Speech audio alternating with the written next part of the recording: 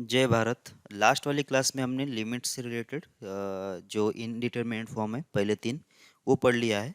आज वाली क्लास में थोड़ा सा अलजेब्रा पढ़ लेते हैं इसके बारे में, और बाकी जो तीन फॉर्मेट है थोड़ा प्रैक्टिस करने के बाद पढ़ लेते हैं, क्योंकि उसको थोड़ा बहुत थोड़ा सा इसके लिमिट के बारे में थोड़ा सा नॉलेज अपने को होना चाहिए। ठीक है ना? तो सबसे पहले थोड़ा सा ये पढ़ लेते हैं, अलजेब्रा ऑफ लिमिट्स। ठीक है? तो इसमें देख लो, limit x tends to alpha है, limit x tends to alpha है, और यहाँ पे क्या लिखा है? के लिखा है। मतलब कांस्टेंट का लिमिट कितना आएगा? कांस्टेंट ही आ जाना चाहिए, क्या दिक्कत है इसमें?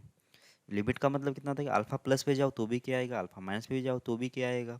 मतलब अगर हर जगह पे अगर कांस्टेंट की लाइन है तो इसका लिमिट भी कितना आना चाहिए? के आ जाना चाहिए, इसमें कोई दिक्कत नहीं आना चाहिए। ठीक है ना? Limit x tends to alpha है और एक्स है, तो इसका आंसर कितना आना चाहिए? सीधा सीधा अल्फा, क्योंकि ये तो स्ट्रेट लाइन बनेगी ना, वाई कोस टू एक्स तो स्ट्रेट लाइन बनेगी। और स्ट्रेट लाइन तो हमेशा कंटिन्यूस है, तो अल्फा प्लस पे वैल्यू वही डिफाइन करेगी, अल्फा माइनस पे डिफाइन वैल्यू करेगी, तो भी इसका लिमिट कितना आना चाहिए? अल्फा आ जाना चाहिए।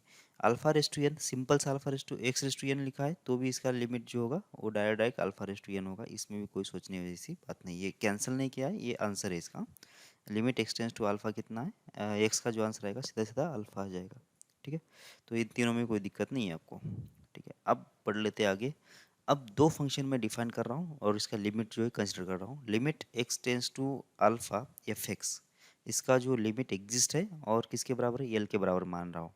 लिमिट यहाँ पे अगर यल लिखा है, इसका मतलब इसके पीछे की जो मीनिंग है ना, इसका अल्फा प्लस पे वैल्यू एग्जिस्ट है, अल्फा माइनस पे वैल्यू एग्जिस्ट है, और दोनों भी कैसे? इक्वल है, तब जाके इसका वैल्यू यल हमने लिखा है। ठीक है ना? मतलब limit f x at x equals to alpha exist है और किसके बराबर है? अल्फा यल के बराबर है। सिमिलरली नीचे limit x tends to alpha g of x equals to m लिखा है, इसका मतलब यहाँ पे अल्फा प्लस पे वैल्यू, अल्फा माइनस वैल्यू, दोनों पे वैल्यू कितना आ रही होगी? एग्जिस्ट हो रही होगी और इक्वल आ रही होगी, तब जाके हमने इसके बराबर एम लिखा है। बराबर? मतलब ये सब कुछ अभी इसके पीछे की सारी कहानी सही चल रही है, इसलिए इसका लिमिट जो है एग्जिस्ट हो गया था और इसको एम बोल दिया था हमने। ओके, अब हम लोग जहाँ पे भी हम लोग आगे बोलेंगे ना, तो वहाँ पे एफएक्स के लिमिट के बारे में भी कोई मतलब शंका उपस्थित नहीं करेंगे। वो मतलब क्या होगा कि वो हमेशा एग्जिस्ट ही होगा, ऐसा मान के अब आगे की बातें सोचना है। ठीक है? अच्छा, ये यल की वैल्यू कितनी है वो हमने डिसाइड नहीं किया। यल की वैल्यू जीरो होगी या फिर वन होगी, टू होगी, -1 -10 कितना होगी, ये कोई वैल्यू आइडिया नहीं है। हाँ, इतना पता है कि वो इन्फिनिटी नहीं होगी, क्योंकि इन्फिनिटी तो लिमिट मतलब हम लोग एग्जिस्ट नहीं मानते ना कभी कभी। मतलब इन्फिनिट तो कोई मतलब होती नहीं, रियल नंबर नहीं होती, तो हम लोग पहले ही बोल दिया था कि एफ एक्स जो होगा उसका जो लेफ्ट साइड का लिमिट और राइट साइड का लिमिट क्या होना चाहिए? एग्जिस्ट होना चाहिए और फाइनाइट होना चाहिए, तब जाके हम लोग उसको बोल देते हैं कि उसका लिमिट एग्जिस्ट होता है। ठीक है, काफ़ी है, आगे बढ़ते हैं। ओके, तो सबसे पहले अगर मैं एफ एक्स को किसी कांस्टेंट से मल्टीप्लाई करना चाह रहा हूँ, ठीक है ना, मतलब कोई एक्स स्क्वायर है, इसका लिमिट निकालना है, और इसको 2 से मल्टीप्लाई करने के बाद का लिमिट क्या आएगा वो बताना है। ठीक है ना? तो ये कितना आ जाएगा? डायरेक्ट एक्स के बदले यहाँ पे रख दो, इस 2 का तो कोई संबंध नहीं, 2 को तो बाहर निकाल दो ना। 2 का क्या, 2 तो कोई मतलब यहाँ पे तो कोई वैल्यू लेगा ही नहीं, ये तो कांस्टेंट है, तो इसको मैं बाहर निकाल दूंगा और जो भी अंदर का एक्सप्रेशन है उसके बदले मैं लिमिट की वैल्यू रख दूंगा। ठीक है? मतलब कांस्टेंट को हम लोग फंक्शन से अलग कर सकते हैं मल्टीप्लिकेशन के अंदर, और उसको बाहर दे सकते हैं या बाहर लिख सकते हैं उसको। ये मल्टीप्लिकेशन में भी चलेगा, डिवीजन में भी चलेगा। अगर ये डिवाइड बाई के होता तो भी हम लोग 1/k बाहर निकाल लेते हैं। ठीक है ना? Okay, limit x tends to alpha f x plus और माइनस जी ऑफ एक्स है, मतलब एडिशन सब्ट्रैक्शन में क्या होगा? देखो, ये इसका तो लिमिट एग्जिस्ट है ही, वैसे इसका कितना है? यल के बराबर है, इसका भी एग्जिस्ट है, वो किसके बराबर? एम के बराबर। मतलब ये जो वैल्यू होगी कितना होगी? ये कि यल के बराबर होगी, ये वैल्यू कितना हो जाएगी? ये तो एम के बराबर हो जाएगी। तो आंसर कितना आ जाएगा? आंसर आ जाएगा यल प्लस और माइनस एम। बराबर है क्या? मतलब क्या है कि एडिशन में भी, एडिशन और सब्ट्रैक्शन में अगर एफ एक्स का अलग से लिमिट एग्जिस्ट है, जी ऑफ एक्स का अलग से लिमिट अगर एग्जिस्ट है, तो हम लोग उसका अलग अलग लिमिट दे सकते हैं, कोई दिक्कत नहीं आएगी। ठीक है? बस ये कोई इनडिटरमिनेट फॉर्म, मतलब ये सिर्फ एफ एक्स जो है इसका लिमिट अगर एग्जिस्ट है तो मतलब इनडिटरमिनेट की बात आएगी नहीं अभी एफ एक्स के अंदर, और जी ऑफ एक्स के भी अंदर नहीं आएगी। हाँ, f x plus g of x के बीच में क्या आ सकता है? इन्फिनिटी प्लस अगर इसका अगर आंसर रियल आ गया है तो एफ एक्स का लिमिट भी इन्फिनिटी तो आने का चांस है ही नहीं, क्योंकि एल तो हम लोग फाइनाइट बोल रहे हैं। मतलब ये इन्फिनिटी के बीच में तो कोई आएगा ही नहीं नंबर, और अगर इन्फिनिटी के बीच में कोई नंबर नहीं आ रहा है, और अगर दूसरे कोई भी फाइनाइट नंबर आते तो उसका एडिशन सब्ट्रैक्शन ऑलवेज पॉसिबल है। इवन जीरो भी अगर आ जाता है, इसका भी आंसर जीरो है, इसका भी आंसर जीरो है, एल भी जीरो है, एम भी जीरो है, तो जीरो में जीरो भी एग्जिस्ट करेगा ना। कौन सा एग्जिस्ट नहीं करेगा एडिशन सब्ट्रैक्शन में? एडिशन सब्ट्रैक्शन में एग्जिस्ट नहीं करने वाला कौन सा है? इन्फिनिटी माइनस इन्फिनिटी है। बस ये वाला अगर फॉर्मेट अगर आ जाता है तब जाके हम लोग इसको सेपरेट नहीं कर सकते।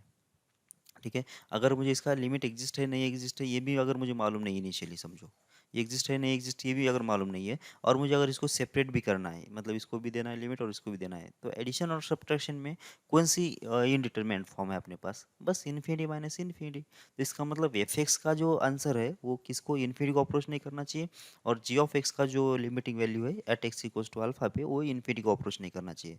इस केस के अलावा जो भी केसेस बनेंगे वो सब में हम लोग क्या कर सकते हैं, लिमिट जो है सेपरेट दे सकते हैं, मतलब एफ एक्स को भी सेपरेट कर सकते हैं और जी ऑफ एक्स को भी सेपरेट कर सकते हैं। अगर इन्फिनिटी बाय इन्फिनिटी आ गया तब जाके मैं इसको सेपरेट लिमिट और इसको सेपरेट लिमिट नहीं दे सकता, क्योंकि ये इन्फिनिटी बाय इन्फिनिटी मतलब इनडिटरमिनेंट फॉर्म में कन्वर्ट हो जाएगा। तो उस वाली केस में क्या करेंगे फिर, इन दोनों का क्रॉस मल्टीप्लाई वगैरह ऐसा कुछ करेंगे और इन दोनों को कंबाइनली सॉल्व करेंगे। बाकी दूसरे सारे केसेस में, मतलब अगर एफ एक्स की वैल्यू इन्फिनिटी को अप्रोच कर रही है इसकी नहीं करे तो भी हम लोग इसको सेपरेट कर सकते हैं। बस इस एक ही वाली केस में इसको सेपरेट नहीं कर सकते। ठीक है, समझ में आ रही है आपको बात? ओके, आगे बढ़ो। F x into g of x multiplication में क्या होगा? तो एक्स टेंस टू अल्फा है, एफ एक्स और जी ऑफ एक्स, मतलब इफ इस लिमिट को मैं इसको और इसको सेपरेट कब कर सकता हूँ? अगर इसका लिमिट एग्जिस्ट है और एल के बराबर है तो कोई दिक्कत ही नहीं है, सेपरेट कर दो, इसका आंसर एल आ जाएगा। इसका आंसर भी लिमिट, इसका लिमिट भी एग्जिस्ट है और किसके बराबर एम है, तो भी इसको भी, उसका भी कोई दिक्कत नहीं, इसको भी सेपरेट कर सकता हूँ। आंसर कितना आ जाएगा इसका, एल इंटू एम आएगा। बराबर है क्या? मतलब एफ एक्स का लिमिट एग्जिस्ट है, जी ऑफ एक्स का लिमिट अलग से एग्जिस्ट है, तो दोनों को मैं अलग अलग लिमिट दे के भी सोल्व कर सकता हूँ, क्या दिक्कत है? कंबाइन इसको रखने की जरूरत ही नहीं है। मैं डायरेक्ट एफ एक्स को लिमिट दे दूंगा, जी ऑफ एक्स को लिमिट दे दूंगा, क्योंकि जी एफ एक्स का खुद का लिमिट एग्जिस्ट है, जी एक्स का खुद का लिमिट एग्जिस्ट है, तो उधर से आंसर आ जाएगा अपना। बराबर है क्या? मुश्किल कहाँ पे आएगा या फिर दिक्कत कहाँ पे आने वाली है पता है? जब ये जो चीज़ है, ये जो एफ एक्स का वैल्यू कितना आ रहा है, जीरो आ रहा है, और जी ऑफ एक्स का वैल्यू कितना आ जाएगा, इन्फिनिटी आ जाएगा। या फिर एफ एक्स का जो लिमिटिंग है वो इन्फिनिटी को अप्रोच कर रहा होगा और जी ऑफ एक्स का जो लिमिट है कितना आ रहा होगा, जीरो आ रहा होगा। बस ये दो केसेस में ही मुझे क्लियर करना पड़ेगा, बाकी सारे केसेस में मैं इन दोनों को सेपरेट लिमिट दे सकता हूँ। इवन ये जीरो इंटू जीरो भी होता है तो भी कोई दिक्कत नहीं, दोनों भी जीरो होते तो भी कोई दिक्कत नहीं, दोनों भी इन्फिनिटी होते हैं तो भी कोई दिक्कत नहीं है। इन्फिनिटी इंटू इन्फिनिटी कितना होता है, इन्फिनिटी होता है, उसमें भी कोई दिक्कत नहीं है। ठीक है, ये कोई फाइनाइट नंबर है टू और ये इन्फिनिटी, तो टू इंटू इन्फिनिटी कितना आएगा, इन्फिनिटी आएगा। मतलब बाकी किसी भी केसेस में दिक्कत नहीं है। ये कब की बात कर रहा हूँ मैं, जब इसकी लिमिट्स मालूम नहीं है, तो अगर लिमिट्स अगर मालूम है, मानते इसका आंसर टू, लिमिट टू आ रहा है, इसका थ्री आ रहा है, तो two into three six answer आ जाएगा डायरेक्ट। लेकिन अगर मुझे इसकी लिमिट्स मालूम नहीं है, मतलब मैंने निकाला नहीं है पहले, ठीक है ना, एफ एक्स का लिमिट मालूम नहीं, जी एक्स का लिमिट मालूम नहीं है, और मुझे इनको सेपरेट करना है नहीं करना है ये डिसाइड करना है, मतलब एफ एक्स को लिमिट देना है और जी ऑफ एक्स को लिमिट देना है, ये अगर मुझे डिसाइड करना है, तो उस वाले केस में मैं क्या करूँगा, बस ये फॉर्मेट जीरो इंटू इन्फिनिटी का नहीं बनना चाहिए या फिर इन्फिनिटी इंटू जीरो का नहीं बनना चाहिए। मतलब मैंने पहले इसके अंदर लिमिट रख के देख लिया, क्या इसका आंसर जीरो आया क्या देख लिया, अगर ये जीरो आया तो मैं आगे वाले को चेक करूंगा कितना है वो, अगर वो इन्फिनिटी होता है तो मैं इसे सेपरेट नहीं करूंगा, इन दोनों को कंबाइनली सॉल्व करना पड़ेगा। ठीक है, और इसके जो तरीके मैंने शायद डिस्कस किया है, शायद नहीं किया है, तो हम लोग आगे वाली क्लास में करेंगे। ठीक है, लिमिट एक्सटेंस टू अल्फा जो होगा, तो ये जीरो इंटू इन्फिनिटी वाला या फिर इन्फिनिटी इंटू जीरो वाला टर्म नहीं बनना चाहिए। जैसे ही इसका आंसर जीरो आएगा तो मुझे चेक करना पड़ेगा आगे वाला क्या है, अगर आगे वाला इन्फिनिटी है तो बस इसको कंबाइन नहीं रखो, सेपरेट नहीं करो, या फिर पहला वाला इन्फिनिटी आया तो चेक करो आगे वाला कितना है, जीरो है क्या। अगर आगे वाला जीरो होता है तब जाके भी हम इसको सेपरेट नहीं करेंगे, इसको कंबाइन ही सॉल्व करेंगे। ठीक है ना, ये तो सिर्फ दो ही केसेस में ध्यान रखना पड़ेगा। बाकी अगर इसका आंसर कुछ अगर फाइनाइट आ जाता है, वन आ जाता है, टू आ जाता है, हंड्रेड आ जाता है, टू हंड्रेड आ जाता है, तब जाके मैं इसको बिंदास इसको सेपरेट कर सकता हूँ। अब इसके ऊपर डिपेंड नहीं करेगा ये इन्फिनिटी आने दो या जीरो आने दो या फिर कुछ भी आने दो, कोई डिपेंड नहीं करेगा। बराबर क्या? दोनों में से अगर एक भी अगर एग्जिस्ट करेगा ना और नॉन जीरो आंसर आएगा तो सीधा सीधा सेपरेट कर देने का।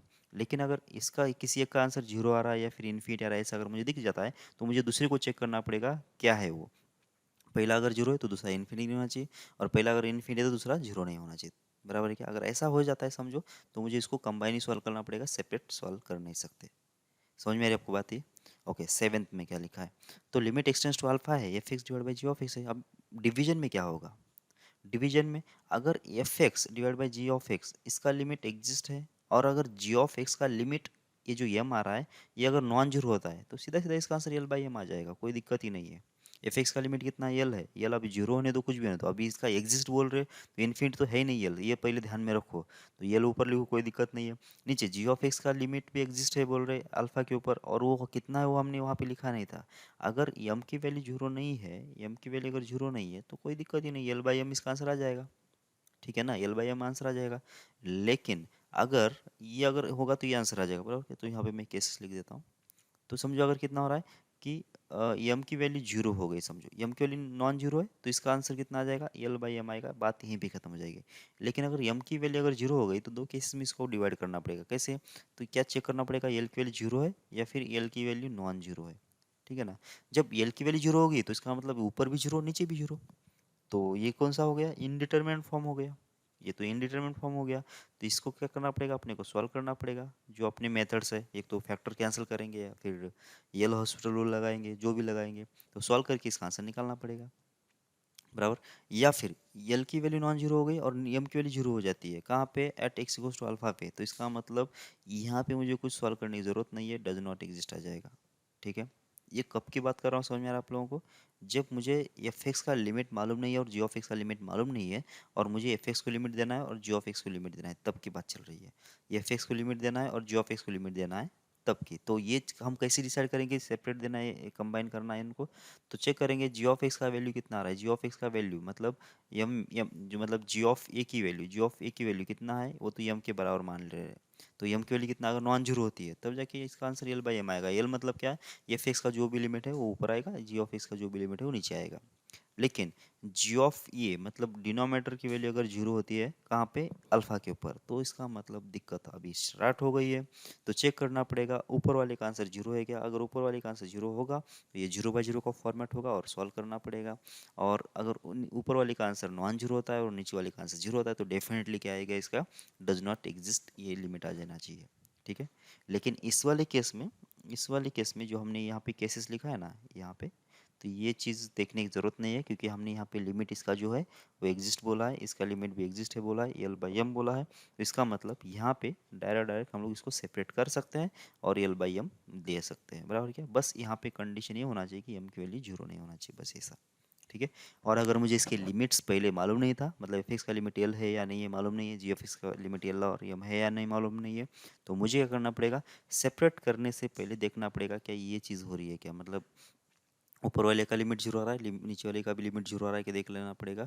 अगर ऐसा बन जाता है तो ये जीरो बाई जीरो का फॉर्मेट बनेगा और तब जाके हम लोग इसको सेपरेट नहीं कर सकते। ठीक है, तो बात समझ में आ रही है आप लोगों को? मल्टीप्लिकेशन में सेपरेट नहीं कब नहीं कर सकते, जब जीरो इंटू इन्फिनिटी का फॉर्मेट बनता है तो, मतलब किसी एक फंक्शन का लिमिट जो है पहले का जीरो बन रहा है और आगे का दूसरा इन्फिनिटी बन रहा है, या फिर पहले का इन्फिनिटी बन रहा है दूसरे का जीरो बन रहा है, तब जाके इनको सेपरेट नहीं कर सकते। इनके अलावा जो भी फॉर्मेट बनेगा उसमें हम लोग हमेशा सेपरेट कर सकते हैं। ठीक है, एडिशन सब्ट्रैक्शन में कब होगा, जब ये इन्फिनिटी बाय माइनस इन्फिनिटी का फॉर्मेट बनेगा ना, तो इन्फिनिटी माइनस इन्फिनिटी का फॉर्मेट जब बनेगा तभी जाके हम लोग इसको सेपरेट नहीं कर सकते हैं। बाकी सारे केसेस में इनको सेपरेट कर सकते हैं।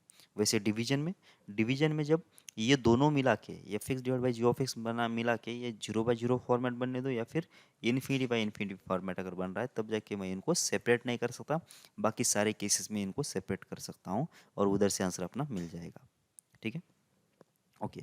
अब पावर में देख लेते हैं कि मतलब मैं इसको कब ऐसा कब लिख सकता हूँ, इस चीज़ का ऐसे, मतलब एफ एक्स को डायरेक्ट लिमिट दे दिया और जी ऑफ एक्स को डायरेक्ट लिमिट दिया, मतलब बेस को भी लिमिट दे दिया और जी ऑफ एक्स को भी लिमिट दे दिया। ठीक है, ये ऐसा कब कर सकते हैं? तो देख लो, अभी इस वाले केस में तो कोई सोचने जैसा है ही नहीं, क्योंकि एफ एक्स का जो लिमिट है वो तो एग्जिस्ट है, किसके बराबर है, एल के बराबर है, ऐसा बोला उसने। और जी ऑफ एक्स का भी लिमिट एग्जिस्ट है, बोला किसके बराबर है, एम के बराबर है। बस इस वाले केस में तो ये आंसर आ जाएगा, एल रेस टू एम। लेकिन हम लोग ऑल पॉसिबिलिटी अगर चेक कर लेते हैं, मतलब मुझे एफ एक्स का जो लिमिट इनिशियली मालूम नहीं था, जी ऑफ एक्स का लिमिट इनिशियली मालूम नहीं था, फिर भी मुझे क्या करना है कि एफ एक्स को लिमिट देना है और जी ऑफ एक्स को लिमिट दे के सॉल्व करना है। तो ऐसा कब कर सकते हैं हम लोग, ऐसा कब कर सकते हैं जब मुझे एफ एक्स का और जी ऑफ एक्स का लिमिट मालूम नहीं होगा, तो मतलब इस वाले केस में ऐसा कब लिख सकते हैं? तो ये जो एफ एक्स का जो लिमिट है ना, इस एफ एक्स का लिमिट जीरो अगर बन रहा है तो ये जी ऑफ एक्स का लिमिट जीरो नहीं बनना चाहिए, मतलब ये वाला फॉर्मेट नहीं होना चाहिए यहाँ पे। मुझे अगर ऐसा सेपरेट देना है इनको, तो एफ एक्स का और जी ऑफ एक्स का लिमिट दोनों साइमल्टेनियसली जीरो नहीं होना चाहिए। तो अगर जीरो इज टू जीरो बन गया तो ये क्या बन जाएगा फिर, ये इनडिटरमिनेट फॉर्म बनेगा और इस वाले केस में अपने को आंसर नहीं निकलेगा। ठीक है, पहली केस। दूसरी केस क्या होना चाहिए, अगर एफ एक्स का आंसर कितना हो रहा है, वन हो रहा है, लिमिटिंग वैल्यू कितना हो रही है एफ एक्स की, वन हो रही है, तो जी ऑफ एक्स का जो लिमिटिंग वैल्यू है वो इन्फिनिटी नहीं होना चाहिए। ये भी क्या बनेगा, इनडिटर्मिनेंट फॉर्म बनेगा। अब इनके अलावा अगर कुछ भी बनता है तो जाके मैं इनको सेपरेट कर सकता हूँ। समझ मेरी बात आपको। तो एफ एक्स का जो लिमिट है at x x equals to alpha, वो जीरो नहीं होना चाहिए या फिर वन नहीं होना चाहिए। अगर एफ एक्स का वैल्यू जीरो होता है लिमिटिंग, तो जी ऑफ एक्स का वैल्यू कितना नहीं होना चाहिए लिमिटिंग, जीरो नहीं होना चाहिए। और अगर एफ एक्स का लिमिटिंग वैल्यू वन हो रहा है तो इसका पावर में जो लिमिटिंग वैल्यू आ रही है वो इन्फिनिटी नहीं होना चाहिए। अगर ऐसा आ जाता है, मतलब ये फॉर्मेट अगर बन रहा है, ये जीरो रेस टू जीरो बन रहा है या फिर वन रेस टू इन्फिनिटी बन रहा है, तो ऐसा मैं इसको सेपरेट नहीं कर सकता हूँ। इन दोनों को कंबाइन ही सॉल्व करना पड़ेगा मुझे। इन दोनों को कंबाइनली ही सॉल्व करना पड़ेगा और देखना पड़ेगा। ठीक है। और इनके अलावा अगर कुछ बनती है, मतलब जीरो रेस टू जीरो या फिर वन रेस टू इन्फिनिटी के अलावा अगर कुछ भी बन जाता है, तो मैं सीधा सीधा क्या करूँगा, इसका लिमिट निकालूंगा और इसका लिमिट निकालूंगा, और जो भी इसका होगा वो यहाँ हमारा फाइनल आंसर होगा। एग्जिस्ट करेगा तो एग्जिस्ट होगा, नहीं करेगा तो नहीं होगा। ठीक है।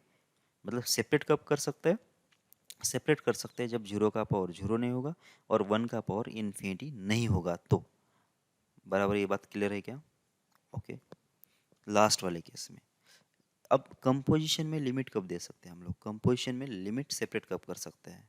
तो देख लो, जब हम लोगों ने क्या किया कि इसको इसको अंदर लेके जाना है, ये बात चल रही है। तो ये अंदर कब ले जा सकते हैं, जब जी ऑफ एक्स है ना, जी ऑफ एक्स, ये अंदर वाला जो फंक्शन है जी ऑफ एक्स क्या होना चाहिए, कंटिन्यूस होना चाहिए at x equals to alpha. Continuous होना चाहिए at x equals to alpha. अब ये कंटिन्यूटी अगर आपको मालूम है तो बहुत अच्छी बात है, नहीं मालूम है तो हम लिमिट के बाद कंटिन्यूटी स्टार्ट करने वाले हैं। ठीक है ना। अभी तो मतलब ज़्यादा इसके बारे में सोचो नहीं, अगर हम लोग जब भी ये प्रॉब्लम करेंगे तो ये चीज़ डिस्कस करते रहेंगे। और ये जी ऑफ एक्स होना चाहिए continuous at x equals to alpha, ये जो लिखा है वो है कंटिन्यूस। ठीक है। ठीक है। जी ऑफ एक्स कैसा है, continuous at x equals to alpha होना चाहिए। अंदर वाला फंक्शन जो है, ये जो लिमिट है एक्स टेंस टू अल्फा, उस जगह पे कंटिन्यूस होना ज़रूरी है। समझ में आ रही है आपको बात, कंटिन्यूस होना ज़रूरी है। ठीक है। कंटिन्यूस के बारे में अगर बोलना है तो उसकी लिमिटिंग वैल्यू और फंक्शनल वैल्यू दोनों सेम आ जाना चाहिए। ठीक है ना। ये बात होती है, वो तो बाद में हम लोग डिस्कस करेंगे। इसके बाद, अब इतना कम होने के बाद मतलब ये इतना होने से ही मतलब ये प्रॉब्लम ख़त्म नहीं हुआ वैसे। अंदर वाला फंक्शन जो है कंटिन्यूस है कहाँ पे, जहाँ पे हम लोग लिमिट निकाल रहे हैं एक्स टेंस टू अल्फा पे। अल्फा पे क्या होना चाहिए, अंदर वाला फंक्शन कंटिन्यूस होना चाहिए। अब कंटिन्यूस होने के बाद उसकी वैल्यू कुछ ना कुछ आएगी ना, इसकी वैल्यू कुछ ना कुछ आएगी। मान लेता हूँ वो वैल्यू कितनी है, इसकी जो वैल्यू है मान लेते कितनी है, इस वाले केस में यम है ना, जी लिमिट दे भी दिया है उसने, तो यम दे दिया। तो ये जो बाहर वाला फंक्शन है ना एफ एक्स क्या होना चाहिए, ये कंटिन्यूस होना चाहिए एट एक्स इक्वल्स टू यम पे। समझ में आ रही है आपको बात। अगर ऐसा होता है तो हम लोग हमेशा इसको सेपरेट कर सकते हैं। क्या क्या, पहली बात, हम लोग ये लिमिट एक्सटेंस टू अल्फा अंदर कब ले जा सकते हैं, जब अंदर वाला फंक्शन इस पॉइंट पे, मतलब जो लिमिटिंग वाला पॉइंट है उस पॉइंट पे क्या होना चाहिए, कंटिन्यूस होना चाहिए। तब जाके हम लोग क्या कर सकते हैं कि लिमिट को अंदर ले जा सकते हैं। फिर जब अंदर ले गए, मतलब अंदर ले गए तो इतना ही काफ़ी नहीं है, और भी देखना पड़ेगा। क्या देखना पड़ेगा, तो अंदर वाला तो कंटिन्यूस है, मतलब इसका लिमिट तो एग्जिस्ट करेगा ही, डेफिनेटली करेगा ही। बराबर है क्या, अंदर वाला कंटिन्यूस है, इसका मतलब उसका लिमिट एग्जिस्ट करना ही चाहिए, तभी तो होता है ना। कंटिन्यूटी की डेफिनेशन वही तो है, लिमिटिंग वैल्यू और फंक्शनल वैल्यू इक्वल होना चाहिए, मतलब लिमिट तो उसमें बाय डिफॉल्ट एग्जिस्ट करेगा ही ना।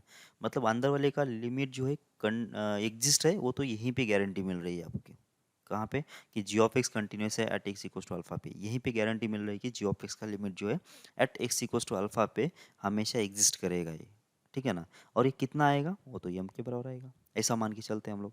तो एफ के बराबर, यम के बराबर अगर है, तो मुझे देखना पड़ेगा ये बाहर वाला जो फंक्शन है एफ एक्स, वो क्या कंटिन्यूस है क्या यम के ऊपर, मतलब क्या, कि एफ का लिमिट एग्जिस्ट होना चाहिए कहाँ पे, यम के ऊपर। बस यही तो मतलब है। बराबर है क्या, एफ का लिमिट एग्जिस्ट होना चाहिए कहाँ पे, यम पे। ये कंटिन्यूस का मतलब क्या है, कंटिन्यूस का मतलब क्या हो रहा है, इसके पीछे कहानी क्या है वैसे। सबसे पहले तो क्या है कि ये पूरा आंसर एग्जिस्ट होना चाहिए, ये उसका थीम है वैसे। बराबर ना, इसका बोलने का मतलब ये है कि इसका पूरे का आंसर कब एग्जिस्ट करेगा, कब एग्जिस्ट करेगा। तो मैं अगर इनको दोनों को अलग अलग अगर कंसिडर कर रहा हूँ, दोनों का अगर अलग अलग कंसिडर कर रहा हूँ, तो पहले तो सबसे पहले अंदर का लिमिट एग्जिस्ट होना चाहिए at x equals to alpha पे। फिर अंदर का लिमिट एग्जिस्ट होने के बाद इसका जो लिमिटिंग वैल्यू आएगी बाहर के लिए क्या आएगी, एज अ डोमेन हो जाएगा। तो इसका मतलब क्या आना चाहिए कि बाहर वाले के लिए इसका लिमिटिंग वैल्यू के ऊपर इसका लिमिट एग्जिस्ट होना चाहिए, बराबर। जैसे मान लेते एक्स के बदले यहाँ पे वैल्यू रख दिया हमने अल्फा, अल्फा रखने के बाद जी ऑफ एक्स के लिए कितना आ जाएगी, एम आ जाएगी। तो एफ ऑफ एम एग्जिस्ट होना चाहिए ना, एफ ऑफ एम में एग्जिस्ट होना चाहिए। और यहाँ पे जी ऑफ एक्स की वैल्यू डायरेक्ट एम नहीं आएगी, ये लिमिटिंग वैल्यू होती है, मतलब आसपास की वैल्यू आएगी, एम के आसपास की वैल्यू आ जाएगी, कभी एम प्लस आएगी कभी एम माइनस आएगी। इसका मतलब f of x m plus पे एम माइनस पे एग्जिस्ट होना जरूरी है। बात समझ में आती है आपको, एम प्लस पे और एम माइनस पे एग्जिस्ट होना जरूरी है। इसका मतलब ये होगा, हम लोग दूसरी भाषा में अगर बोला जाए इस चीज़ को तो कैसे बोलेंगे, अगर अंदर वाला function x equals to alpha पे अगर कंटिन्यूस होता है तो इसका मतलब f of g of x का लिमिट एग्जिस्ट हो ही गया ना। अगर कंटिन्यूस है तो इसका मतलब क्या होता है, उसका लिमिट तो एग्जिस्ट होता ही है। इसका मतलब अंदर वाले का लिमिट एग्जिस्ट हो गया। अब बाहर वाला फंक्शन हम लोगों ने क्या बोला, ये कंटिन्यूस है कहाँ पे, एम के ऊपर, कंटिन्यूस है कहाँ पे, एम के ऊपर। इसका मतलब क्या हो गया, कंटिन्यूस अगर एक्स इक्वल्स टू एम के ऊपर, इसका मतलब ये हुआ कि बाहर वाला फंक्शन इसके लिमिटिंग वैल्यू के ऊपर कंटिन्यूस है। इसका मतलब इसकी लिमिटिंग वैल्यू पे एफ एक्स का जो लिमिट है वो एग्जिस्ट है। इसका मतलब इसका भी आंसर निकलेगा, फिर इसका भी कुछ ना कुछ आंसर निकलेगा। अंदर से भी आंसर निकला है, अंदर का आंसर बाहर वाले को दे दिया और इसका भी आंसर कुछ ना कुछ निकला, इसका मतलब पूरा लिमिट एग्जिस्ट ही हो गया ना। ठीक है। अगर आपको ये चीज़ समझ में नहीं आती है तो अभी कोई टेंशन नहीं लो इसके बारे में, ये जो हम लोग प्रॉब्लम करेंगे तो समझ में आएगा। बस इतना ध्यान रखो कि अंदर वाला फंक्शन कंटिन्यूस है, मतलब अंदर वाले का लिमिट एग्जिस्ट है, और अंदर वाले का जो लिमिट आ रहा है वहाँ पे बाहर वाले फंक्शन को हम लोग क्या कर रहे हैं, बाहर वाले फंक्शन की वैल्यू निकाल रहे हैं, वहाँ पे लिमिट चेक कर रहे हैं। तो बाहर वाला अगर फंक्शन उस जगह पे अगर कंटिन्यूस है तो बाहर वाले का भी लिमिट एग्जिस्ट करेगा। अगर सर के ऊपर से जा रहा है तो कोई टेंशन नहीं लो, हम लोग उसको खींच लाएंगे, ठीक है ना। अभी तो बस ऐसा होता है, चेक ये रखो याद। अच्छा, दूसरी बात, अब पॉलिनोमियल फंक्शंस अगर होते हैं तो बहुत बार क्या होता है कि ट्रिग्नोमेट्रिक फंक्शन, पॉलिनोमियल फंक्शन इसी के इर्द गिर्द ये चैप्टर घूमेगा वैसे। और आएंगे तो कोई एक्सपोनेंशियल फंक्शन आएंगे, कोई भी बॉक्स आएगा, कभी फ्रैक्शन ऑफ एक्स आएगा, ऐसे कभी मॉड आएगा। लेकिन होगा क्या, ज़्यादातर पॉलिनोमियल फंक्शंस होंगे, ट्रिग्नोमेट्रिक फंक्शंस होंगे, और उन्हीं के बॉक्स और ये फ्रैक्शन ऑफ एक्स ऐसा ही होगा। तो ये सबसे पहले आपको क्या होना चाहिए, पॉलिनोमियल टाइप के फंक्शंस के बारे में क्लैरिटी होना चाहिए, ठीक है ना। ओके। तो पॉलिनोमियल फंक्शन मतलब, पॉलिनोमियल का मतलब कितना था कि हर एक एक्स का पावर कभी फ्रैक्शन में नहीं होगा और निगेटिव में नहीं होगा, और हमेशा पावर उसका क्या होना चाहिए, होल नंबर होना चाहिए। होल नंबर का मतलब कितना होता है, जीरो से लेकर 1 2 3 4 ऐसे इन्फिनिटी तक चलेगा, कोई दिक्कत नहीं। लेकिन जो एन होगा वो फाइनाइट होना चाहिए, तब जाके क्या होगा, ये पॉलिनोमियल टाइप का फंक्शन बोलेंगे हम लोग, ठीक है। ओके। तो ये पॉलिनोमियल फंक्शन है। तो अब यहाँ पे इसका अगर मुझे लिमिट निकालना है कहाँ पे, एक्स इक्वल्स टू अल्फा है, क्या दिक्कत है इसमें। ना तो ये 0/0 का फॉर्मेट बनेगा क्योंकि डिवीजन में कुछ भी नहीं है, ना इन्फिनिटी/इन्फिनिटी का फॉर्मेट बनेगा क्योंकि यहाँ पे कोई डिवीजन में नहीं है, इन्फिनिटी का भी बनने का चांस नहीं है क्योंकि कहीं पे भी मुझे, हाँ इन्फिनिटी तो कब बनेगा, जब ये अल्फा के लिए इन्फिनिटी बनेगी तो। अल्फा का अगर इन्फिनिटी नहीं तो कहीं पे भी इन्फिनिटी बनेगा, इन्फिनिटी बनने का चांस नहीं है। क्या जीरो इंटू इन्फिनिटी बनेगा क्या, वो भी बिल्कुल नहीं बनेगा। क्यों, क्योंकि अगर अल्फा के लिए इन्फिनिटी नहीं है तो यहाँ पे कोई भी मतलब ये जीरो ये वन ये टू तो ये तो सारे कॉन्स्टेंट्स है। कॉन्स्टेंट तो ये कभी जीरो अगर होंगे तो एग्जैक्टली जीरो होंगे। तो उसमें तो क्या होता था, जीरो इंटू इन्फिनिटी वाला जो फॉर्मेट है उसमें तो जो जीरो होना चाहिए वो अप्रोचिंग वाला होना चाहिए, तो इसका मतलब ये भी चांस नहीं है कि मतलब बनेगा। ठीक है। दूसरा, जीरो रेस टू इन्फिनिटी वो भी नहीं है, वन रेस टू इन्फिनिटी वो भी बनने का चांस नहीं है, ठीक है ना। तो इसका मतलब ये हुआ कि इसमें कोई भी इनडिटरमिनेट टर्म जैसी कुछ है ही नहीं चीज़। तो डायरेक्ट इसका आंसर कितना आ जाएगा, एक्स की बदले अल्फा रख दो, जो भी वैल्यू आ रही है वही इसका आंसर होगा। इसको क्या बोलते हैं हम लोग, F of P of alpha. तो बस पॉलिनोमियल का टाइप का अगर कोई फंक्शन आ जाता है और लिमिट निकालना है तो बस क्या निकाल दो, एक्स के बदले अल्फा रख दो, वही हमारा क्या होगा, आंसर होगा उसका, ठीक है ना। अच्छा, ये बात समझने जैसी है। पी ऑफ एक्स और क्यू ऑफ एक्स ये दो पॉलिनोमियल है, दो पॉलिनोमियल है। अभी अभी हमने पॉलिनोमियल का डेफिनेशन देख लिया है, ठीक है। ओके, मतलब पी ऑफ एक्स में क्या होना चाहिए, सारे जो एक्स होना चाहिए वो रैशनल होना चाहिए, और उसका पावर जो होगा होल नंबर होना चाहिए, ठीक है ना। और क्यू ऑफ एक्स में भी क्या होगा, जो एक्स होगा वो उसका पावर जो होना चाहिए वो क्या होना चाहिए, होल नंबर टाइप कुछ होना चाहिए, ठीक है। मतलब इरेशनल नंबर्स यहाँ पे नहीं दिखना चाहिए मुझे। हाँ, कोएफिशिएंट्स जो होते हैं इरेशनल हो सकते हैं, मतलब √3 × x ऐसा हो सकता है, लेकिन रूट ऑफ एक्स ऐसा नहीं हो सकता, ठीक है ना। मतलब मैं क्या बोल रहा हूँ समझ में आ रहा है आपको, ये √2 टाइम्स ऑफ एक्स ये चल जाएगा, लेकिन ये √x नहीं चलेगा, ये पॉलिनोमियल नहीं है, ये पॉलिनोमियल है। कोएफिशिएंट्स कुछ भी हो सकते हैं, वो रियल नंबर हो सकते हैं, रैशनल इरेशनल कुछ भी हो सकता है, लेकिन एक्स का पावर कभी भी नेगेटिव या फिर फ्रैक्शन में नहीं आना चाहिए, ठीक है। ओके। अब एक पॉलिनोमियल है, पी ऑफ एक्स और क्यू ऑफ एक्स, इन दोनों का जो रेशियो है मैं कंसिडर कर रहा हूँ एफ एक्स बराबर। अच्छा, ये एफ एक्स का मतलब क्या हो गया फिर, एफ एक्स जो हो गया इसको क्या बोलते हैं हम लोग मैथमेटिकल लैंग्वेज में, क्या बोलते हैं इसको, ये होता है रैशनल फंक्शन। ये होता है रैशनल फंक्शन। दो पॉलिनोमियल का डिवीजन आ गया ना ये, तो दो दोनों का डिवीजन है, इसलिए क्या बोलते हैं हम लोग इसको रैशनल बोलते हैं। रैशनल का मतलब पी बाई क्यू होता है ना, वैसे सेम टाइप। तो ये रैशनल फंक्शन है। अब ये रैशनल फंक्शन का लिमिट निकालना है मुझे, कहाँ पे, x equals to x tends to alpha पे, है ना, ये वाला लिमिट निकालना है। तो चेक करो इस लिमिट की वैल्यू कितना आएगी। अगर क्यू ऑफ ए, मतलब क्यू ऑफ ए नहीं होना चाहिए, अल्फा होना चाहिए वैसे ये, क्यू ऑफ अल्फा, क्योंकि अल्फा फिर निकाल रहे हैं ना हम लोग। तो क्या होना चाहिए कि क्यू ऑफ अल्फा अगर ये नॉन जीरो होता है, मतलब डिनोमिनेटर जीरो नहीं है कभी भी अल्फा के ऊपर, तो इसका मतलब क्या हुआ, इसका मतलब ये हुआ कि इसका वैल्यू तो हमेशा एग्जिस्ट करेगा, ऊपर वाला जीरो आने दो या फिर कुछ भी फाइनाइट नंबर आने दो। ऊपर वाला तो इनफाइनाइट आने का चांस है ही नहीं, वैसे पॉलिनोमियल में तो आंसर इनफाइनाइट आने की जरूरत ही आता ही नहीं है। हाँ, ये अल्फा अगर इनफाइनाइट होगा तो वो बात अलग है, अगर अल्फा अगर इनफाइनाइट नहीं है तो हमेशा इसका कोई ना कोई फाइनाइट आंसर आ ही जाएगा।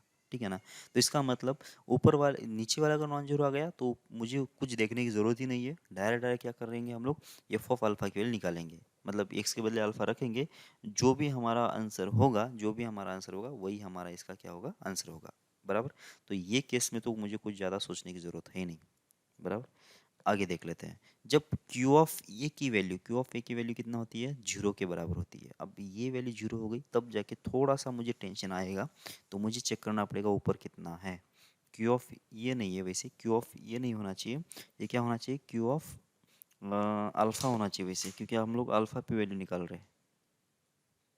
ठीक है, इसको छोड़ दो ना यार।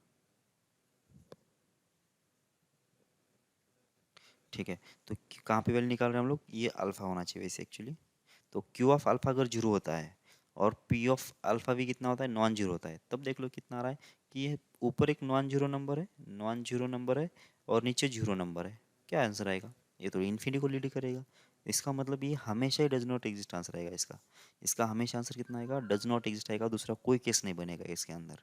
नीचे वाला जीरो, ऊपर वाला जीरो, मतलब क्या होगा कि ये हमेशा ही क्या आना चाहिए, डज नॉट एग्जिस्ट आना चाहिए, सॉल्व करने की बिल्कुल ज़रूरत नहीं है। ठीक है। और तीसरी केस, जब क्यू ऑफ अल्फा कितना हो रहा है, जीरो हो रहा है, और पी ऑफ अल्फा भी जीरो होगा, तो इसका मतलब ये तो बन गया जीरो बाय जीरो का फॉर्मेट।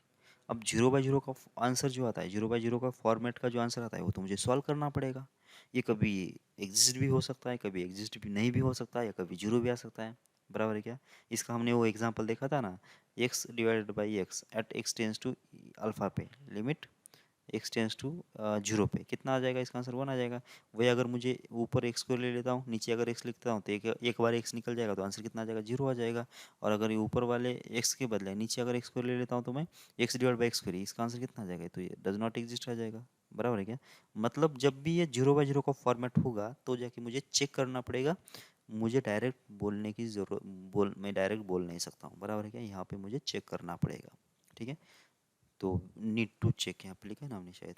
हाँ, ओके, बस ये था इतना थ्योरी, आपको समझ में आ रहा है कि देख लो। कुछ प्रॉब्लम्स कर लेते हैं हम लोग, तो फटाफट हम लोग आगे बढ़ेंगे। Limit x tends to two है, x raise to six minus 24x minus 16 divide by x cube plus 2x minus 12 है। क्या करेंगे, पहले तो चेक कर लेते टू की वैल्यू रख के देख के। तो यहाँ पे कितना है, टू का पावर 64 होगा शायद, ये बहुत बड़े नंबर्स हो रहे वैसे। तो ये होगा 64, और ये 24 × 2 हो जाएगा 48, 48 माइनस 16, माइनस 48 माइनस 16, ये भी 64 हो गया। तो 64 माइनस 64, ऊपर वाले का तो आंसर जीरो है, नीचे वाले का देख लो। वैसे ऊपर से कभी भी स्टार्ट नहीं करना है, क्योंकि ऊपर से कुछ फ़ायदा होगा ही नहीं आपको। सबसे पहले तो स्टार्ट नीचे से ही करना है, नीचे का अगर जीरो हो जाता है तब जाके हम लोग डेरिवेटिव लगाएंगे। मतलब नीचे वाले का जीरो हो रहा है और ऊपर वाले का जीरो हो रहा है, तो शायद कुछ कैलकुलेशन करेंगे। अगर नीचे वाले का जीरो है ही नहीं तो डायरेक्ट जो भी आंसर आएगा वही रहेगा ना। तो सबसे पहले तो नीचे से स्टार्ट करना चाहिए। तो ये 8 हो गया था, और ये हो गया 4, तो ये प्लस 4 12, 12 माइनस 12 जीरो है, मतलब जीरो बाई जीरो का फॉर्मेट है। इसे तो ये ज़्यादातर ये इतने ईजी केस आते ही नहीं है, मतलब डायरेक्ट वैल्यू रख के सॉल्व करने जैसा होता ही नहीं है। तो मतलब ज़्यादातर लगा ही दो, मतलब इनडिटरमिनेट फॉर्म में ही लीड करेगा। ऐसा नहीं होगा कि मतलब इनडिटरमिनेट फॉर्म नहीं है और अब फिर भी प्रॉब्लम दे देगा ऐसा। ठीक है, तो क्या तरीका है, एक तो इसमें अगर x इक्वल्स टू टू पे इसका आंसर जीरो आ रहा है, इसका मतलब x माइनस टू नीचे भी होना चाहिए और x माइनस टू ऊपर भी होना चाहिए। तो इसको पहले निकालना पड़ेगा इसमें से। तो निकालते कैसे हैं, तो सिंथेटिक डिवीजन आपको मालूम होगा। तो इसमें से 2 निकालने का तरीका क्या होगा कि वहाँ से हम लोग इसका सिंथेटिक डिवीजन लगा देंगे, इसके कोएफिशिएंट ले लेंगे और 2 से डिवाइड करेंगे पहला नंबर जैसे वैसे। शायद ये आपको मालूम होगा, या नहीं मालूम होगा तो भी कोई टेंशन नहीं है, वैसे उसकी ज़रूरत भी नहीं पड़ेगी अपने को, ठीक है ना। तो इतना लंबा एक्सप्रेशन है तो ये ज़्यादा टाइम वेस्ट नहीं करेंगे हम लोग। तो limit at x tends to 2, इसका लिमिट निकाल देना है जो कि इनडिटरमिनेट फॉर्म हो रही है। तो डायरेक्ट डिफ्रेंशिएट कर लेता हूँ मैं ऊपर वाले का नीचे वाले का।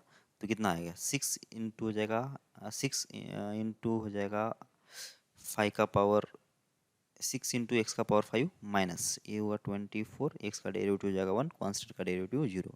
नीचे कितना आएगा 3x² प्लस हो जाएगा 2।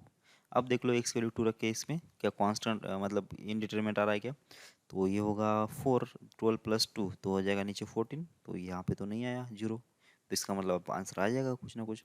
तो यहाँ पे देख लो, यहाँ पे कितना है 2 का पावर 5 कितना है 32, 32 इंटू 6, 32 इंटू 6 जो भी आएगा रख दो यहाँ पे, माइनस हो जाएगा 24।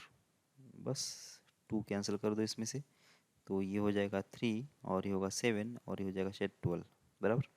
तो ये हो जाएगा 6 और होगा 9, 96 बराबर। और यहाँ पे आएगा -12 डिवाइड बाई आएगा 7, कितना आ रहा है देख लो, ये हो जाएगा 4 और ये हो गया 8 डिवाइड बाई 7, तो कितना आ जाएगा ये 1.2, 12 आ जाएगा। बस 12 आंसर आ गया। आगे बढ़ो। ओके, ये प्रॉब्लम है।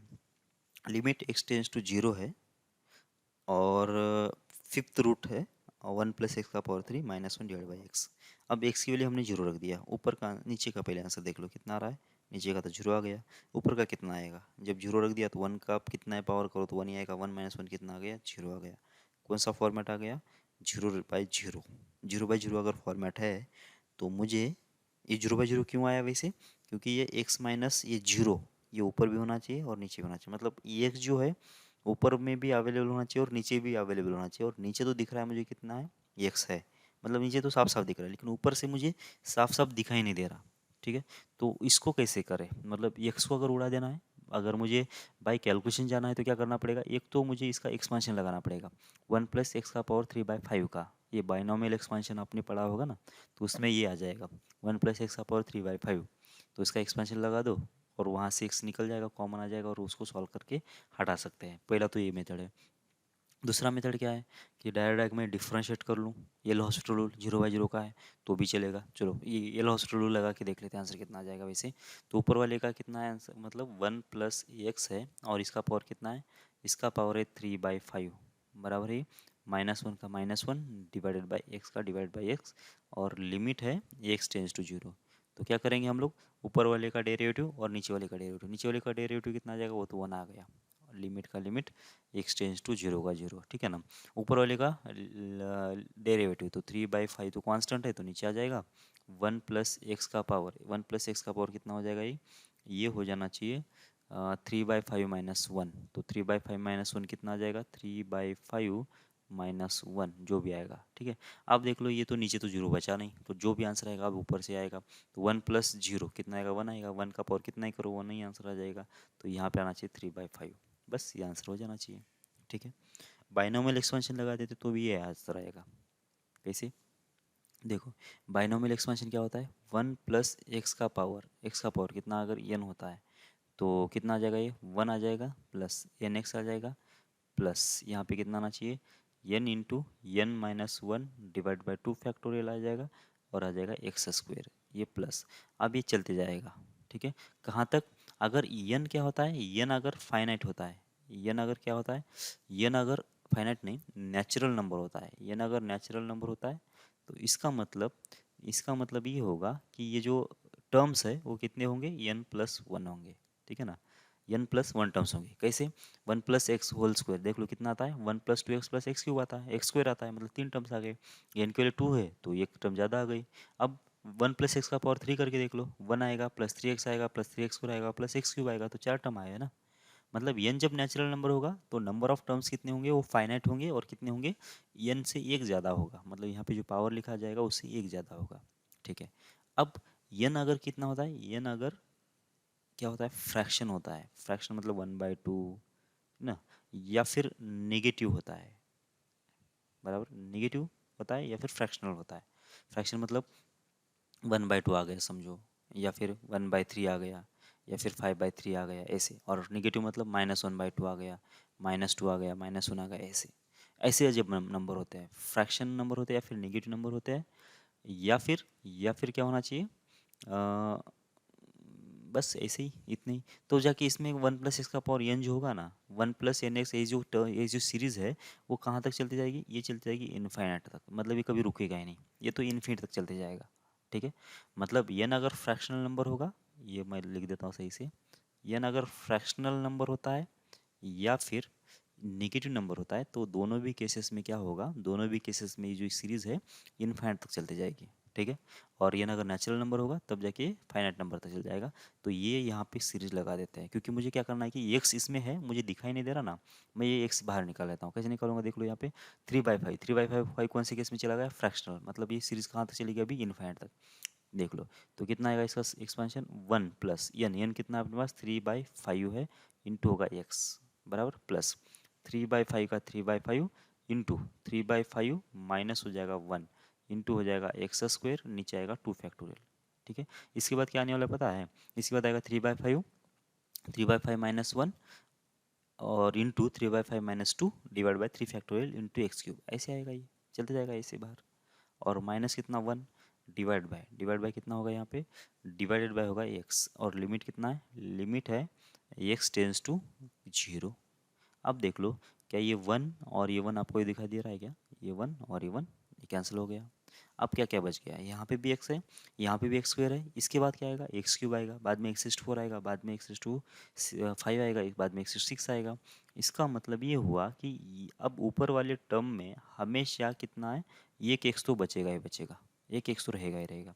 तो जो इसको कॉमन ले लिया, तो 3/5 बचेगा यहाँ पे सिर्फ, और यहाँ पे कितना बचेगा, इसको कैलकुलेट करो ना, 3/5 और ये कितना होगा 5, तो हो जाएगा -2/5, और ये नीचे -2 + 2 है तो 2 कैंसिल होगा, तो यहाँ पे आएगा -3 अपॉन हो जाएगा कितना 25, जो भी आएगा यहाँ पे बचेगा x, और आगे देख लो ऐसे नंबर्स बढ़ते जाएंगे। ठीक है, नीचे कितना बचेगा, x बचेगा। अब आपको यहाँ पे x दिखाई नहीं दे रहा था, इसमें x था लेकिन दिखाई नहीं दे रहा था ना आपको।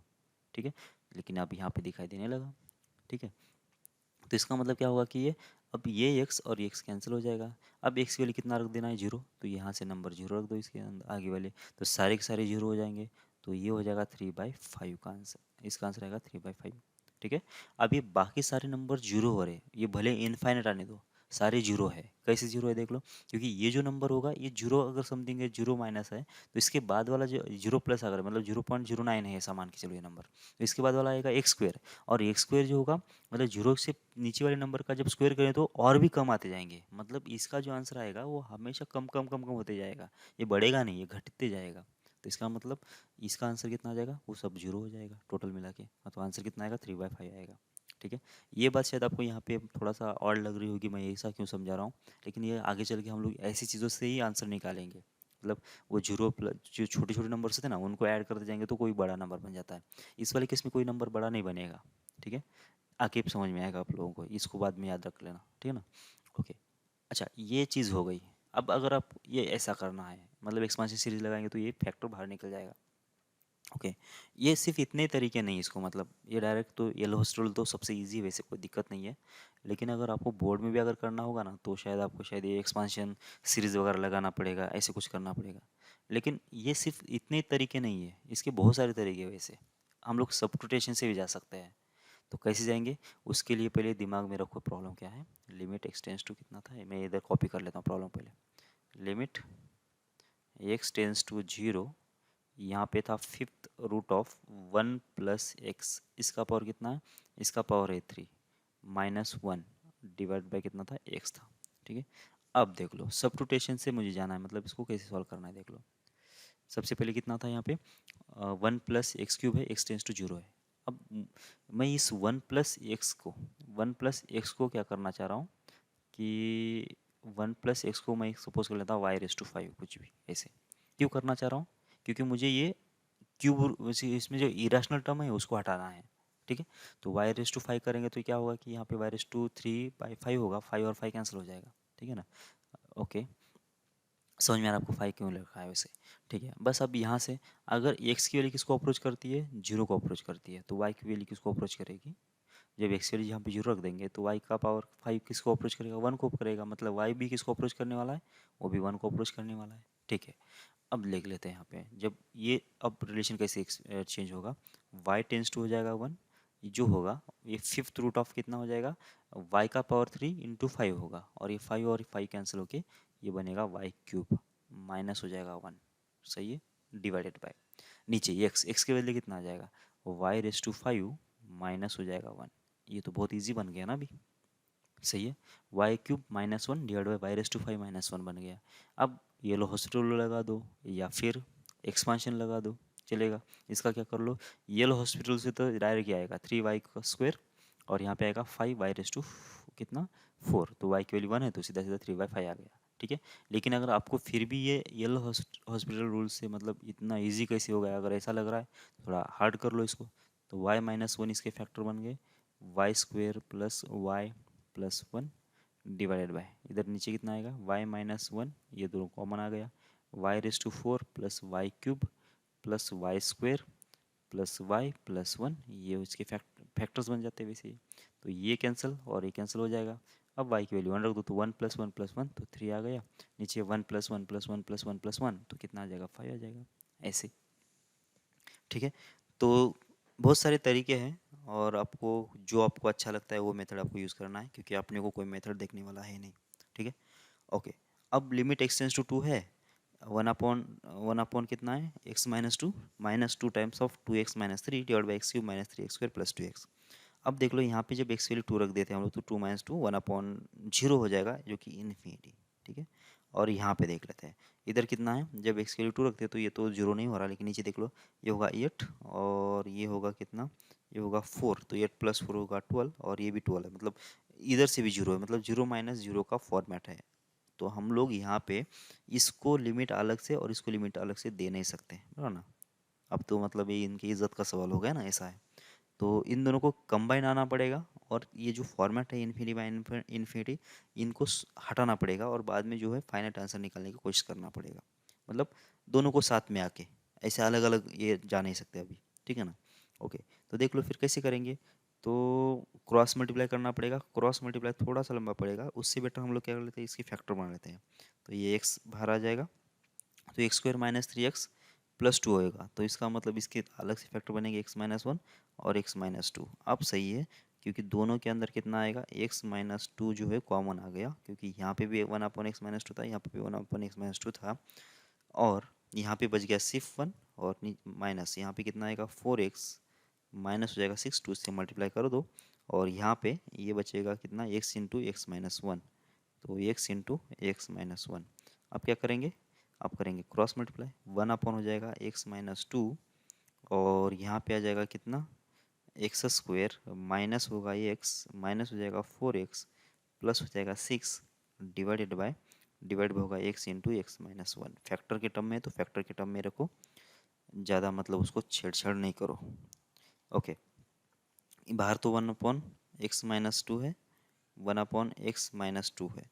अब देख लो इधर से कितना आ जाएगा, x square minus five x plus six, तो आ जाएगा कितना, x minus two and x minus three, सही है ना, डिवाइड बाय कितना हो जाएगा, एक्स और होगा एक्स माइनस वन। अब देख लो ये एक्स माइनस टू यहाँ पे दिखाई दे रहा मुझे, एक्स माइनस टू यहाँ पे भी दिखाई दे रहा, दोनों को तो उड़ा दो, तो फाइनली आंसर कितना बच गया, एक्स माइनस थ्री ऊपर बचा, यहाँ पे कितना बचेगा, लिमिट एक्स टेंस टू कितना है, टू है, ऊपर बच गया एक्स माइनस थ्री, नीचे बच गया x into x minus one. बस अब इसमें अंदर एक्स की वैल्यू टू रख दो, जो भी आंसर आएगा वो हमारा आंसर हो जाएगा। तो ऊपर से टू से रखने से आंसर कितना आया, वो आ गया माइनस वन, नीचे आएगा two into two minus one तो आएगा टू, तो आंसर कितना आना चाहिए, माइनस वन बाई टू। ठीक है, ओके, आगे बढ़ते हैं। अब इसको तो आप सॉल्व कर लो यार, जो इसे करना है वैसे सॉल्व कर लो, आंसर देख लो कितना आ रहा है। ठीक है, ओके, ये वाला कर लेते हैं। Limit x tends to two है, three x square plus a plus three divide by x square plus x minus two, ये एग्जिस्ट है ऐसा बोल रहा है। अगर ये एग्जिस्ट है तो ए की वैल्यू निकालना है और लिमिटिंग वैल्यू निकालना है अपने को। ठीक है, कैसे निकालेंगे, तो सबसे पहले देख लेते हैं इसका फॉर्मेट कौन सा है, मतलब ये लिमिट डायरेक्ट एग्जिस्ट है या नहीं है देख लेते हैं। तो सबसे पहले एक्स वैल्यू 2 रख दिया नीचे, तो 4 + 2 - 2, तो यहाँ पे शायद होना चाहिए माइनस ना, यहाँ पे माइनस है ऐसा मान के चलो। अगर ऐसा होगा तो ये शायद एग्जिस्ट नहीं करेगा, मतलब एग्जिस्ट करेगा लेकिन ये की वैल्यू कुछ भी रख दो कोई दिक्कत नहीं आएगी, ऐसा होगा। लेकिन अगर नीचे अगर माइनस यहाँ पे ले लेंगे ना, तो x² - x - 2 तो कितना आएगा, ये 4 - 2 - 2 ये जीरो बन गया। तो नीचे वाला अगर जीरो है तो ये अब डज नॉट एग्जिस्ट की तरफ लीड कर सकता है। अगर यहाँ पे प्लस होता तो ये कितना आ जाता, 4 + 2 मतलब 6 - 2 कितना आ जाता, 4 आ जाता। नीचे वाला आंसर कितना आ रहा है, 4 आ रहा है। अब अगर ये नीचे वाला अगर आंसर 4 हमें, हाँ 4 अगर है तो ये हमेशा एग्जिस्ट करेगा। तो एक वैल्यू तो कुछ भी रखो कोई दिक्कत नहीं आएगी। तो लिमिटिंग वैल्यू भी किसके टर्म में आ जाती, ए के टर्म में आ जाती, बराबर। तो यूनिक वैल्यू नहीं आ जाती। तो नीचे अगर जीरो अगर आ जाएगा ना, तो नीचे अगर जीरो आ गया तो क्या होगा कि अब ये हमेशा एग्जिस्ट नहीं है, अब ये किसी पर्टिकुलर वैल्यू पे एग्जिस्ट करेगा। मतलब कब, जब ऊपर वाला भी जीरो होगा तब, बराबर। अच्छा, ये ऊपर वाला जीरो होने के बावजूद भी मतलब ये एग्जिस्ट कर भी सकता है नहीं भी कर सकता, लेकिन मिनिमम कंडीशन क्या है, अगर नीचे वाला अगर जीरो होगा तो ऊपर वाला भी जीरो होना ही चाहिए, तब जाके शायद ये एग्जिस्ट करे। तो हम लोग पहले क्या कर लेते हैं कि ऊपर वाले को जीरो कर लेते हैं। तो कितना मतलब 2 पे कितना आएगा, ये 3 टाइम्स ये होगा 2 का स्क्वायर, प्लस ये होगा ए टाइम्स 2, प्लस कितना आ जाएगा ये का ये +3 का +3 और इक्वल्स टू जीरो। कितना आ गया देख लो, ये होगा 12, 12 + 3 कितना होगा 15, 15 और ये 3, तो ये की वैल्यू जो आ गई शायद -5, बराबर है क्या देख लो एक बार, ठीक है। क्योंकि ये होगा 3, है 3 और 3 कैंसिल, सही है। ए की वैल्यू कितना होगी -5, बस ए की वैल्यू हो गई -5। अब ये की वैल्यू दिख गया मुझे, तो यहाँ पे रख देंगे कितना, यहाँ पे एक वैल्यू रख देंगे -5, तो ये होगा 3x², 3x² माइनस हो जाएगा 5x, -5 + 3 कितना आ जाएगा, ये आ जाएगा -2, ठीक है।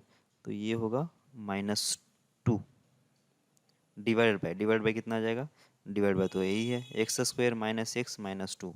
क्या करना है, अब फैक्टर बनाना है तो फैक्टर बना दो, डिफ्रेंशिएट करना है तो डिफ्रेंशिएट कर लो, क्योंकि ऊपर वाला भी जीरो है नीचे वाला भी जीरो है, डिफ्रेंशिएशन नहीं कर लेते हैं। तो ये हो जाएगा 6x माइनस हो जाएगा 5, डिवाइड बाय कितना आएगा, ये 2x होगा और -1 होगा। लिमिट कितना है, लिमिट है x → 2, तो कितना होगा ये 12 - 5 कितना आ जाएगा, 12 - 5 7 आएगा शायद, डिवाइड बाय कितना आएगा 4 - 1 तो आएगा 3, बस ये आंसर होगा हमारा, ठीक है। तो ये होगा लिमिटिंग वैल्यू और ये हो गई ए की वैल्यू, तब जाके ये एग्जिस्ट करेगा और ये लिमिटिंग वैल्यू आ जाएगी, सही है। ओके, आगे बढ़ते हैं। ओके, लिमिट y → 2 है 1/y - 2 divide by into 1/x + y - 2 -1/x है। अब y → 2 है तो इसका मतलब लिमिट जो है ना प्योरली किसके ऊपर डिपेंड होगा, अभी y के ऊपर डिपेंड होगा। मतलब x जो है अभी इसमें कांस्टेंट गिनना है, x की वैल्यू मतलब जो लिमिट आएगा, इसका लिमिटिंग वैल्यू आएगा वो x के टर्म में आएगा, ठीक है। ओके, कर लो सॉल्व, 1/y - 2, ठीक है। जो y की वैल्यू 2 रख देंगे यहाँ पे तो कितना आएगा, 2 - 2 जीरो, तो 1/x - 1/x कितना आ रहा है, 1/x - 1/x ये तो जीरो हो रहा है, तो जीरो, और नीचे भी ये कितना होगा, y की वैल्यू 2 रख दिया तो कितना 2 - 2 जीरो, तो 0/0 का फॉर्मेट है वैसे, ये 0/0 का फॉर्मेट है। तो क्या करना पड़ेगा, कंबाइनली सॉल्व करना पड़ेगा, सेपरेट नहीं दे सकते हम लोग। तो कर लो ये, मतलब अच्छा ये 0/0 का ही फॉर्मेट नहीं है वैसे, 1/, अगर मैं इसको कंसिडर करूँ ना 1/y - 2, तो ये 1/0 हो रहा है जो कि क्या होगा, इन्फिनिटी बन जाएगा। और ये कितना बन रहा है, 0 - 0 1/x - 1/x कितना होगा, वो जीरो होगा, तो जीरो इंटू इन्फिनिटी वाला भी फॉर्मेट है। एक तो आप ऐसा सोच लो या फिर ऐसा सोच लो, मतलब सेपरेट करना पॉसिबल नहीं है, ऐसा आपके दिमाग में आ जाना चाहिए। अगर 0/0 का भी फॉर्मेट होता है तो भी सेपरेट नहीं करते हम लोग, इन्फिनिटी इंटू जीरो होता है तो भी हम लोग सेपरेट नहीं करते, बराबर है क्या। तो इनको तो कंबाइनली सॉल्व करना पड़ेगा, तो इसलिए क्या करना पड़ेगा, इसको मल्टीप्लाई कर लिया ऊपर, तो होगा x माइनस इधर से आएगा कितना -x -y और +2, नीचे नीचे कितना आना चाहिए, x इंटू होगा x + y - 2, सही है। तो ये x और x कैंसिल, ठीक है। यहाँ पे -y + 2, इसमें से माइनस बाहर निकाल दिया, तो कितना आएगा y - 2 डिवाइड बाय कितना आना चाहिए, यहाँ पे भी होगा y - 2 और इधर से कितना आ जाएगा x और इधर से आएगा x + y - 2, सही है ना, ये आ गया।